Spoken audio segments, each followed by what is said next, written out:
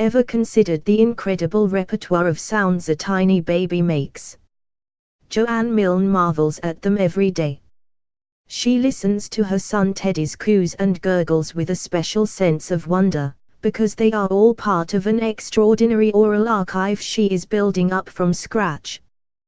Teddy is adding every day to my library of sounds, says Joanne, cuddling her son. I hear him make little grunting noises, cries and rustles. When he makes a sucking sound, I know it's the signal he needs feeding. I've started to get in tune with him. After a feed he sometimes gets hiccups. I had heard a baby hiccup before and they're very sweet. I haven't heard him giggle yet, I think he will soon, but he makes contented little sighs that show he's happy. They're like a prelude to a laugh. And when I'm holding him I can hear him breathe and my own breathing, and that's quite calming.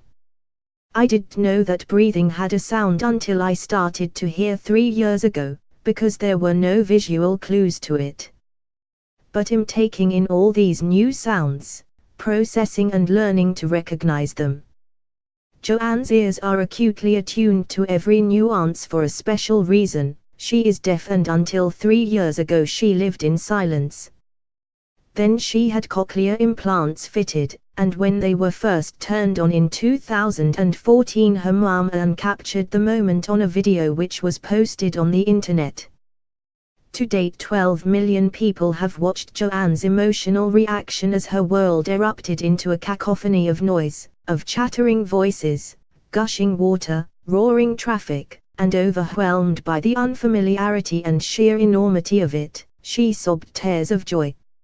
Since that day, Joanne's sensory world has both expanded and contracted, for while she can now hear when her implants are switched on, her sight is fading.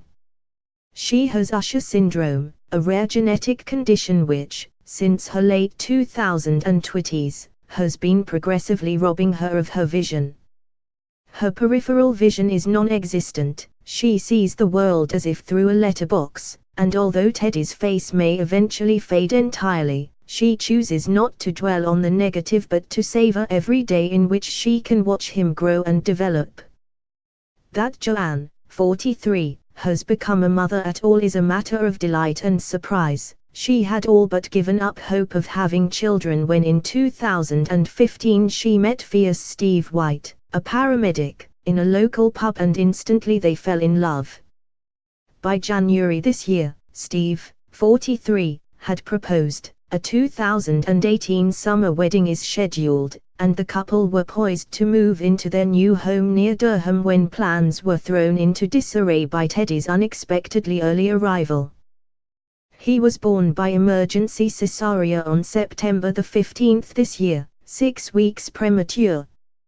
Joanne was admitted urgently to hospital when tests showed that his heartbeat had slowed, and he had stopped moving. After his birth he spent 10 days in the special care baby unit at the Queen Elizabeth Hospital, Gateshead. He was on a ventilator and looked such a vulnerable little dot, recalls Steve. It was frightening seeing him attached to all those lines and wires, but he still looked beautiful, Joanne adds. He was out of the woods and my heart was heavy.